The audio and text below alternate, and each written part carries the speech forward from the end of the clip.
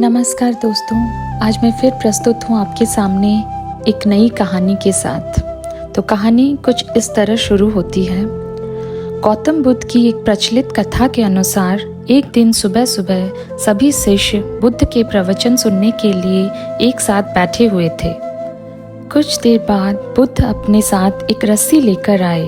तथागत के हाथ में रस्सी देखकर सभी शिष्यों को हैरानी हुई।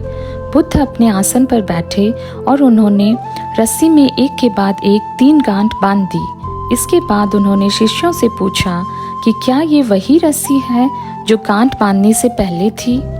इस प्रश्न के जवाब में एक शिष्य ने कहा कि तथागत, इसका उत्तर थोड़ा मुश्किल है। ये हमारे देखने के तरीके पर निर्भर करता है। एक तरह से तो रस्सी वही है, इसमें कोई बदलाव नहीं है। एक अन्य शिष्य ने कहा कि अब इसमें 3 गांठें लग गई हैं, जो कि पहले रस्सी में नहीं थी। इसे बदला हुआ भी कह सकते हैं। कुछ शिष्यों ने कहा कि वास्तव में मूल रूप से रस्सी वही है, लेकिन बदली हुई दिख रही है, लेकिन इसका मूल स्वरूप बदला नहीं है। शिष्यों की बात सुनकर बुद्ध ने कहा कि आप सभी सही बोल रहे हैं, अब मैं इन गांठों को खोल देता हूँ। ये बोलकर बुद्ध रस्सी के दोनों सिरों को खींचने लगे। बुद्ध ने पूछा कि क्या इस प्रकार रस्सी की गांठें खुल जाएंगी?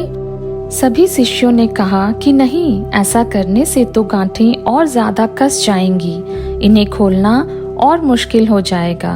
बुद्ध ने कहा कि ठीक है, अब एक अंतिम प्रश्न, इन गांठों को खोलने के लिए हमें क्या करना होगा? शिष्यों ने कहा कि हमें इन गांठों को ध्यान से देखना होगा, जिससे हम जान सकें कि इन्हें कैसे लगाया गया है। इसके बाद हम गांठें आसानी से खोल सकते हैं। बुद्ध इस जवाब से संतुष्ट हो गए और उन्होंने कहा कि ये सही बात है। हम परेशानियों में फंसे रहते हैं और बिना कारण जाने ही उसका हल खोजने लगते हैं, जिसकी वजह से हम और ज़्यादा परेशानियों में उलझते जाते हैं। जबकि हमें सबसे पहले समस्याओं के मूल को समझना चाहिए। जब समस्याओं की वजह समझ आ जाएगी तो उन्हें सुलझाना बहुत ही आसान हो सकता है।